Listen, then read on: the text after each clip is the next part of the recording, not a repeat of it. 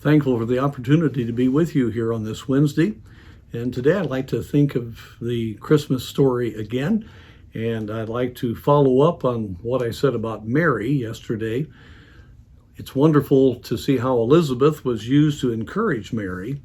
Then I believe Mary encouraged Elizabeth greatly as God worked in her heart. And she gave that great praise to the Lord.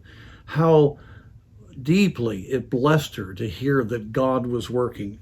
This is called the Magnificat, just simply Mary's praise to the Lord. Verse 46, and Mary said, my soul doth magnify the Lord. My spirit hath rejoiced in God my Savior. For he hath regarded the low estate of his handmaiden. For behold, from henceforth all generations shall call me blessed. For he that is mighty hath done to me great things, and holy is his name. And his mercy is on them that fear him from generation to generation. That's where I want to start focusing. In her praise of the Lord, she is able to see that God has done great things, and his mercy is on each generation. If we fear him, God will work. And then in verse 51, 51, he hath showed strength with his arm. Note this, he hath scattered the proud in the imagination of their hearts. He hath put down the mighty from their seats, and hath exalted them of low degree. This makes it clear that God's blessing will be from generation to generation.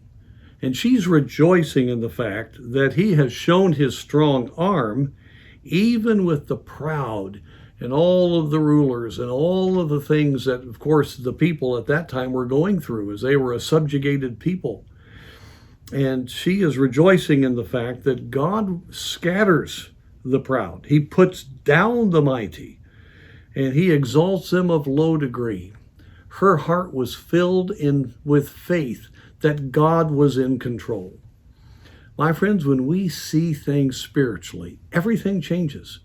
Instead of being intimidated, instead of having darkness come upon us as we see the power of the proud, we need to realize that it doesn't take much. God can scatter all of that.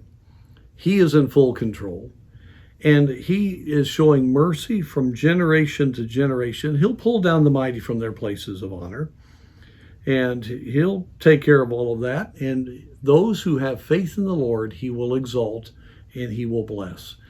My point is this. We can look at things one of two ways. We can look at the human realities, and many times the reality isn't pretty. Or we can see our God. We can see what he's doing. He wants to do miraculous things through us, just like he was going to do through Mary. We realize that he has been in control all throughout history, and we can rejoice in that reality. And so